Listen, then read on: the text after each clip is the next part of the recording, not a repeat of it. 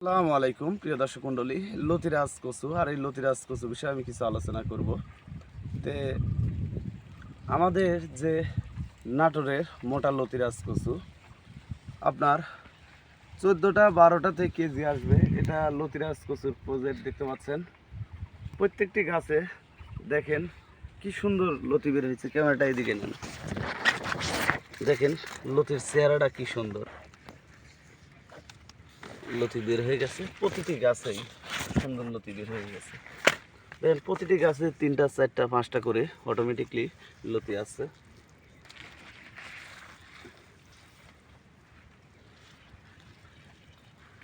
এই কচুটা লাগানোর নিয়ম সেটা হচ্ছে লাইনে 1 হাত পর পর লাগাবেন আপনারা। এই যে লাইনে 1 হাত পর পর, আর এক লাইন থেকে আরেক লাইন 1.5 হাত পর পর এই লতিরাজ কচু চাষাবাদ করবেন।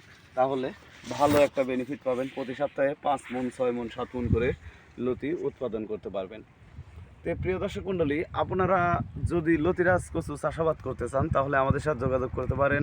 আমরা বাংলাদেশের প্রত্যেকটি জেলায় এই লতিরাজ কচুর চারা সেল দিয়ে থাকি। ভালো থাকবেন, সুস্থ থাকবেন। আসসালামু আলাইকুম।